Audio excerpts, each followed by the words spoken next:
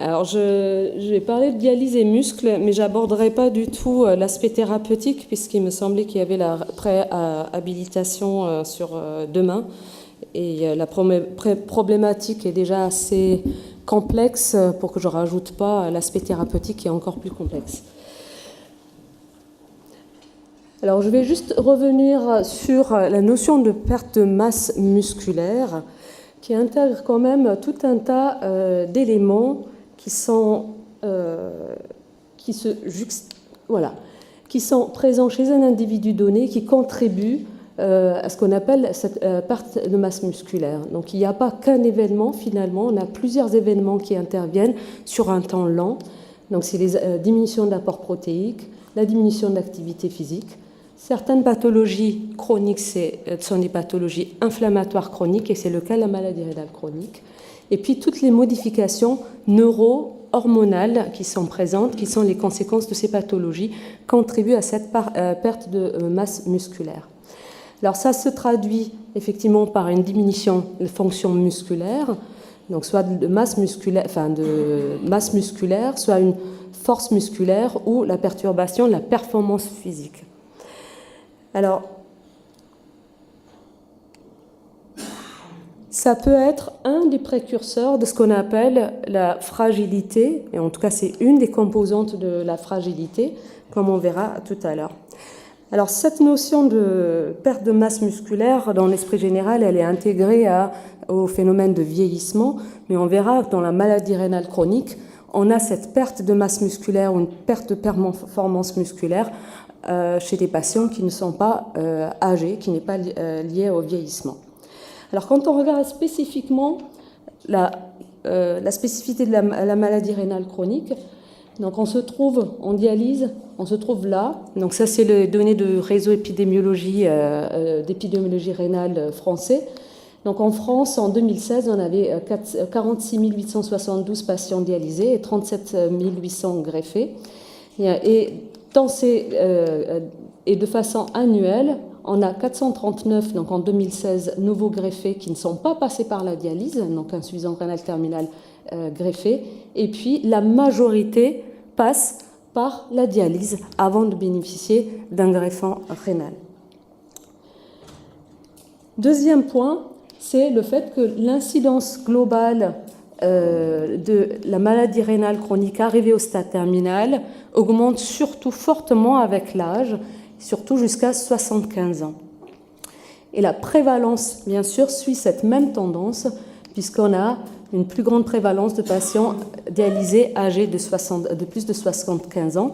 Et cette prévalence a augmenté de 7% pour les 65-74 ans et de 8% pour les plus de 85 ans.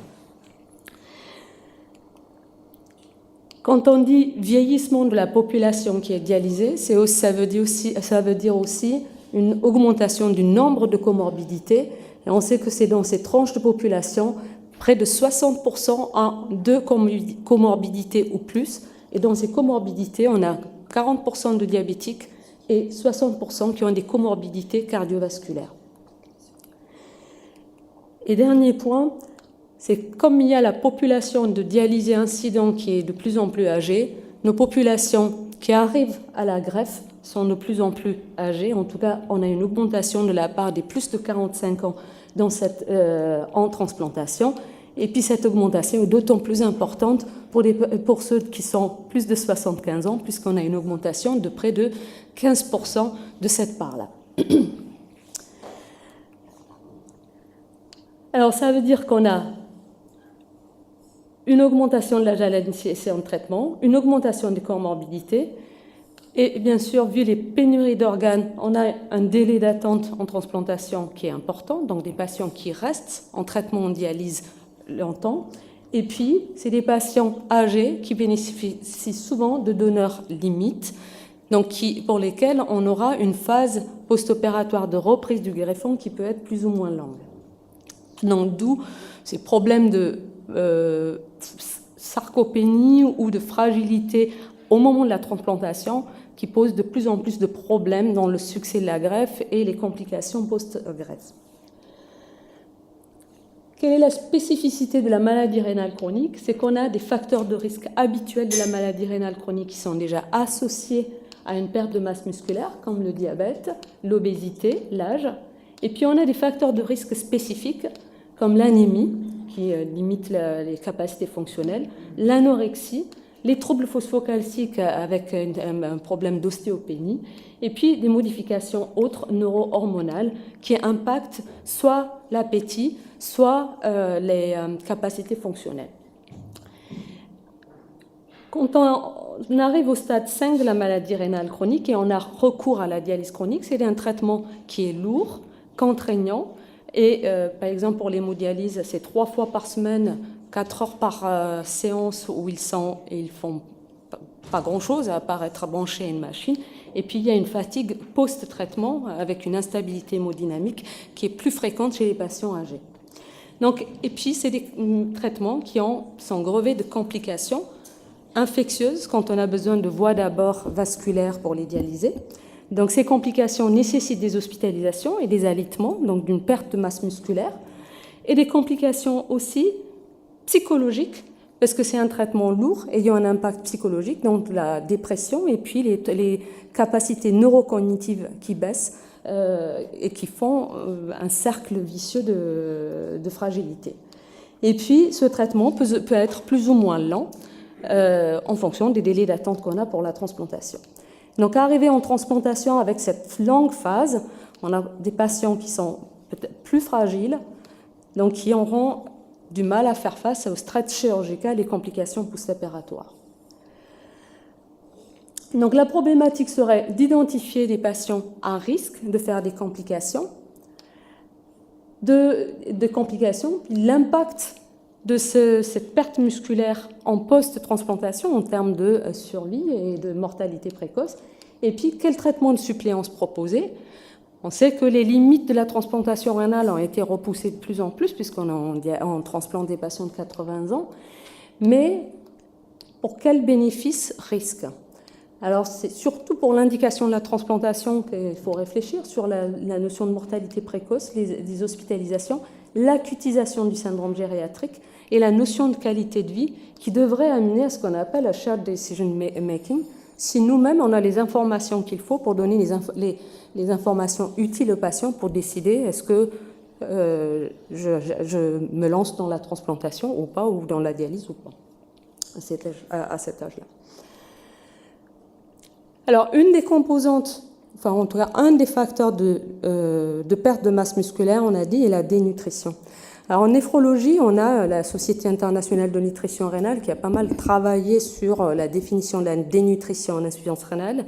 Alors, cette définition, elle tient compte de force musculaire, de paramètres biologiques d'albuminémie et puis de perte de poids. Donc on a plusieurs critères. Et on sait que cette dénutrition, elle apparaît avant même le stade de dialyse en maladie rénale chronique. On a près de 20% de patients qui ont une dénutrition. Et elle ne fait que s'aggraver au moment chez les patients dialysés. Et elle est présente également chez les patients transplantés, ce qui représente à peu près 30% des patients. Donc ça, c'est sur une méta-analyse et une revue de la littérature des cohortes qui ont inclus plus de 50 patients et pour lesquels l'estimation de la dénutrition a été homogène à travers le monde. Et comme vous le voyez, la France se trouve là, on est à peu près à 20-40% de patients dénutris en dialyse. Deuxième élément, c'est que l'anorexie, quand elle est présente en dialyse, est associée à une mauvaise survie. Donc là, c'est un test simple où vous regardez le niveau d'appétit, et ceux qui avaient un mauvais appétit étaient ceux qui avaient une mauvaise survie en dialyse. Et puis, dernier point sur la dénutrition, c'est que la perte de poids en dialyse est associée à une moins bonne survie chez ces patients. Donc la perte de poids, souvent, c'est une perte de masse maigre, donc une perte de masse musculaire, qui est souvent difficile à rattraper. Deuxième point, c'est la sédentarité en dialyse. Donc je vous ai dit qu'en dialyse, il y a des contraintes liées au traitement, et puis on a des patients qui ont perdu de la masse musculaire et qui bougent très peu. Donc la sédentarité dans ces deux études, celle-là c'est une étude collaboratrices européennes, celle-là c'est une étude française, c'était mesuré par un armband, donc c'est un accéléromètre. C'est les pourcentages de patients qui avaient moins de 5000 pas par jour. Donc ça, dans cette cohorte de patients dialysés, près de 45% de patients étaient considérés sédentaires. Et dans cette étude, ils avaient regardé les niveaux de sédentarité en fonction de l'âge. On voit que même moins de 50 ans, donc les plus jeunes, avaient aussi une certaine sédentarité, puisqu'il y avait 40% qui avaient moins de 5000 pas par jour. Et bien sûr, plus on augmente en âge, plus on est sédentaire. Une des façons de mesurer, comme Yves l'a dit tout à l'heure, la masse musculaire, c'est la DEXA. Alors, je vous ai dit que les patients les plus âgés sont ceux qui ont des comorbidités, qui avaient probablement une perte de masse maigre. Là, ce qui est intéressant, c'est une étude qui a été faite dans des populations pédiatriques à différents niveaux de fonction rénale. Donc, c'est maladie rénale chronique débutante, sévère ou dialysée, où la composition corporelle était mesurée par DEXA et comparée à des enfants contrôle ajustés pour l'âge, le BMI, tout ça. Et ce qu'on voit, c'est qu'on a même dans cette population pédiatrique, on a une diminution de la masse maigre chez ces patients. C'est surtout au niveau du membre inférieur qu'on a cette baisse de masse maigre. Après, il y a la notion de fragilité. Je ne vais pas revenir sur la définition. Donc, c'est la diminution des capacités physiologiques de réserve. Ça peut être lié, comme on a dit, à la sévérité de la maladie et comorbidité, mais il y a aussi les facteurs psychologiques, sociaux, économiques et comportementaux qui interviennent beaucoup dans le cadre des maladies chroniques. Donc, une des composantes de la fragilité, c'est bien sûr la sarcopénie. Dans les études en néphrologie, le score qui a été le plus utilisé, c'est le score de Fried. Donc, il y a 5 composants. Donc, les composantes les plus subjectives, comme la perte de poids non intentionnelle, l'activité physique, fatigabilité. Mais aussi, il y a les composantes motrices, comme la performance motrice avec la vitesse de marche, et puis la force musculaire. Ce qu'on voit, c'est que cette fragilité, elle est déjà présente avant même le début des dialyses, puisque là, c'est des niveaux de débit de filtration glomérulaire décroissantes. Donc, plus la maladie rénale chronique évolue, plus le pourcentage de patients qui ont une fragilité augmente. Quand on arrive en dialyse, donc c'est une étude américaine, où c'est une prévalence de fragilité chez des patients qui sont prévalents en hémodialyse, et on voit que 73% avec ce score avaient les scores compatibles avec une fragilité. Donc l'avantage, c'est qu'ils ont regardé la survie de ces patients, et on voit que la présence de fragilité est associée à une moins bonne survie ou une plus grande mortalité en dialyse, ajusté pour les autres facteurs de risque comme surtout le diabète et l'âge. Alors, ce qui est intéressant également, c'est que la présence de fragilité dans les populations dialysées est également associée à un état d'inflammation chronique, comme si c'était une composante d'un certain état d'inflammation chronique, de sarcopénie et de fragilité. Donc là, c'est des marqueurs comme la CRP, mais également le TNF et IL6 qui a été mesuré chez ces patients et mis dans des groupes de fragilité différents, et on voyait qu'ils avaient un index d'inflammation beaucoup plus important. Alors, la fragilité mesurée chez les patients dialysés tout venant, on voit bien que ce n'est pas tous ces patients-là qui auront accès à la greffe. Un certain nombre sont de toutes les manières, par leur comorbidité, contre-indiqués pour la transplantation. Mais par contre, quand on s'intéresse particulièrement à ceux qui sont inscrits sur liste d'attente de transplantation rénale, on voit que la présence de fragilité dans cette population, qui est inscrite sur liste d'attente greffe rénale, est associée à une plus grande mortalité avec un hazard ratio ajusté qui est de 2,19. Donc, les facteurs qui sont déterminants de la mortalité, c'est la présence de diabète, la durée de dialyse, donc le temps passé en dialyse, de mortalité et la fragilité dans cette population. Alors, on a vu sur liste d'attente, et là, c'est la fragilité qui a été mesurée le jour de la greffe, donc c'est des candidats à la transplantation au moment de l'appel à la greffe. Donc, sur cette population-là, donc c'est encore une étude américaine de Johns Hopkins, on voit que 20% des patients avaient les critères de fragilité, 33% intermédiaires. Alors, dans cette étude, ce qui est intéressant, c'est qu'ils ont mis par tranche d'âge, 18-45, 46-65 et plus de 65. On voit que la fragilité est présente même chez les plus jeunes, mais que le pourcentage de patients fragiles augmente avec l'âge. Donc c'est vrai que souvent on assimile la fragilité et puis la recherche, on la recommande après 65 ans, mais chez les moins de 45 ans, on a à peu près 16% des patients qui ont les critères de fragilité. Quand on regarde les composantes là, de la fragilité, donc c'est le plus important, c'est la composante motrice, c'est la force motrice, suivie de l'activité physique, puis de la fatigue. Donc c'est vraiment la composante motrice. Et quand on regarde le devenir après transplantation de ces patients, on voit qu'en présence de fragilité, on a une moins bonne survie, et les facteurs associés avec le risque de mortalité après transplantation sont la force musculaire altérée, la vitesse de marche altérée et la fatigue également.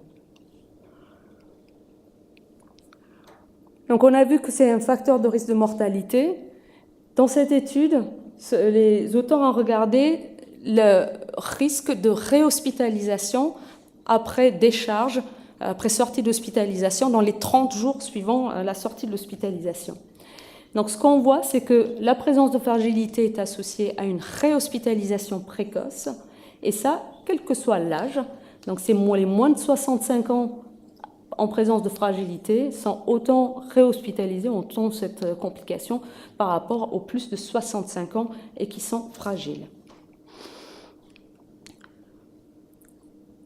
De façon intéressante, cette étude s'est intéressée à l'évolution de la fragilité après transplantation rénale. C'est une des seules études longitudinales qui a regardé à des temps différents comment ça évolue. Donc ce qu'on voit, c'est qu'un mois, donc là c'est 20% des populations qui avaient une fragilité au moment de l'appel à la greffe. On voit qu'un mois après transplantation, on est à 33%, donc une aggravation de la fragilité. À 2 mois, on est à peu près à 22%, et à 3 mois post-transplantation, on revient au niveau de baseline avant transplantation. Donc les facteurs associés là également à une acutisation de la fragilité sont la présence de fragilité initiale, bien sûr, et puis la présence de diabète. Ça montre également, et c'est là où on a un peu l'espoir de se dire que finalement cette fragilité qu'on décrit est un processus un peu dynamique sur lequel on peut intervenir en pré-transplantation également pour l'améliorer. En tout cas, il y a une composante d'amélioration ou des possibilités d'amélioration, des potentiels d'amélioration notables. Alors, quand on parle de force musculaire, donc chez le dialysé, ce qui a été aussi beaucoup regardé, c'est l'activité de la vie, les activités de la vie quotidienne, surtout pour les populations gériatriques. Donc il y avait eu une première étude dans les années 2000 qui est parue dans le New England qui avait montré que les patients gériatriques de plus de 80 ans qui étaient considérés autonomes au moment du début de la dialyse avaient une altération même des activités de la vie quotidienne, puisqu'il n'y en avait que 38% à 3 mois post-début de dialyse qui conservaient la possibilité de réaliser les actes de la vie quotidienne. Donc cette étude s'est intéressée aux activités de la vie quotidienne et à la mortalité en dialyse, et on voit que les patients qui avaient une altération des actes de l'activité de la vie quotidienne au début de dialyse étaient ceux qui décédaient de façon plus importante après le début de dialyse. Donc ça, c'est un élément pronostic très, très important, mais en fait, c'est plutôt des patients qui ont un handicap musculaire important. Alors après, c'est comment voir les éléments de performance moteur chez ces patients et quel est l'impact de ces éléments-là chez ces patients-là. Donc la performance motrice dans cette étude a été mesurée par le Short Physical Performance Battery. C'est une étude canadienne qui s'appelle CanFit Study qui a inclus 217 patients. Là, c'est des patients insuffisants rénaux non dialysés, stade 3 à 5 de maladie rénale chronique, pour lesquels ils avaient regardé en baseline tous les facteurs de comorbidité et puis la performance physique et la fragilité. Et ce qu'on voit après cette étude, 56% de ces patients avaient une performance motrice réduite. C'est une étude encore en cours, puisqu'il y a un suivi longitudinal pour voir quels sont les facteurs pronostiques après. Et on voit que vraiment, c'est surtout chez les patients diabétiques qu'on avait une diminution de la performance motrice quand on regarde les facteurs de risque ajustés. Qu'en est-il pour les candidats à la transplantation? Ça, c'est une étude américaine où il y a eu 719 patients, dont 30% de diabétiques, ce qui correspond à peu près à nos populations, qui avaient eu une étude de la performance physique, pareil, avec le SPPB, au moment de l'appel à la greffe. On voit que 46%, enfin 46,7%, donc on va dire 47%, avaient une performance physique altérée également. Et cette étude qui avait un suivi de 5 ans post-transplantation montre que les patients qui avaient une altération des performances physiques avaient une plus grosse mortalité après transplantation, parce qu'on est à 21% de mortalité versus 4,5% pour les patients qui n'avaient pas d'altération de leur performance motrice. Ce qui est intéressant également dans cette étude, c'est qu'ils ont distingué les éléments de fragilité et les éléments de performance motrice. Et on voit que les patients qui avaient une fragilité étaient ceux qui avaient une plus grande limitation en termes de performance motrice, puisque ça représentait 70% de limitation de performance motrice chez les patients fragiles versus 47% chez les non fragiles. Mais on voit qu'un certain nombre de patients ont une limitation de la performance musculaire, motrice, qui est mesurée par cette méthode-là, sans avoir des éléments de fragilité qui a été mesuré par le score de Fred.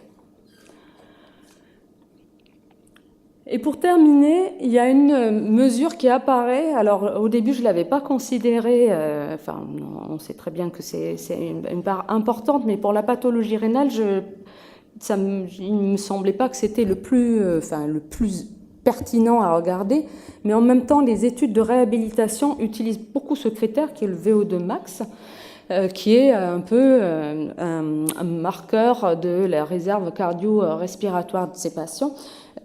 Et on voit, alors j'ai sélectionné cette étude parce que ça s'intéressait particulièrement à la population pédiatrique dialysée. Donc on voit que dans cette population pédiatrique, comparée à des contrôles, on a une diminution déjà dès le stade 2 à 4 de la maladie rénale chronique de la VO2 max, qui est aussi altérée chez les patients pédiatriques transplantés, et puis encore plus altérée chez les patients dialysés. En fait, on a une vraie différence entre ceux qui ont une maladie rénale chronique et les patients qui sont transplantés et dialysés. Et visiblement, le fait d'être transplanté ne normalise pas totalement, en tout cas ne remet pas les patients dans les situations de ceux qui ont une maladie rénale chronique stade 2 à 4. La même étude a été faite chez les patients adultes, là pour le coup. C'est des candidats à une transplantation rénale. Donc le VO2 max, donc les données AT, c'est le anaerobic threshold qui a été donné. Donc la constatation, c'était que 56% des patients avaient un VO2 max qui était à moins de 40% de ce qui est prédit par rapport à leur âge. Et que quand on regarde ces populations entre ceux qui ont une VO2 max qui est maintenue et ceux qui ont diminué, on voit qu'on a une plus grande mortalité des patients qui ont une VO2 max altérée au moment de l'inscription, enfin l'inscription de dialyse, et ce malgré la transplantation. Donc ça survient.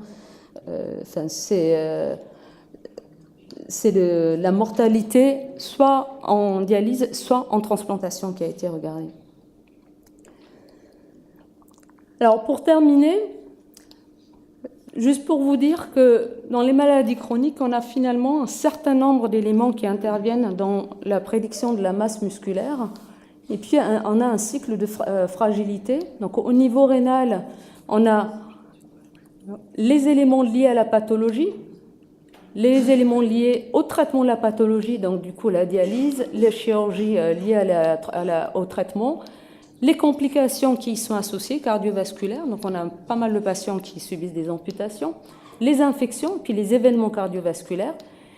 On a les symptômes ou l'aggravation de symptômes qui sont associés à l'âge, qui contribuent à la présence à l'aggravation de la sarcopénie qui a débuté avant même le début de dialyse et qui va aboutir à une situation de handicap physique et de dépendance. Donc là, c'est vraiment un cycle continu. Donc, en conclusion, on a une limitation fonctionnelle qui est fréquente avant transplantation, qui est associée à une mortalité et puis une morbidité en termes d'hospitalisation et de qualité de vie. Elle est importante probablement à évaluer pour prédire le risque après transplantation. Le souci, c'est que pour l'instant, on n'a pas de score ou de paramètres qui ont été sélectionnés pour dire c'est ce paramètre-là qui est le plus important à regarder. Donc, on a une batterie d'examens qui sont réalisés. Et puis, en maladie rénale chronique, on a une nécessité d'une évaluation, surtout chez les patients gériatriques. On a plutôt une nécessité d'évaluation globale parce qu'on a une composante de fragilité, de capacité moteur, mais également d'autres symptômes qui contribuent à l'aggravation de cette pathologie. C'est notamment les troubles cognitifs, la dépression et puis les facteurs nutritionnels qui sont à tenir en compte. Il y a très peu d'études avec un suivi longitudinal prolongé et puis en gardant tous ces paramètres à différents temps pour prédire quels sont les facteurs prédicteurs d'événements cliniques durs. Et puis, quel est le pronostic de la sarcopénie en présence ou non de fragilité? Ça, je n'ai pas trouvé d'études qui arrivent à faire la différence, ou il n'y a peut-être pas de différence.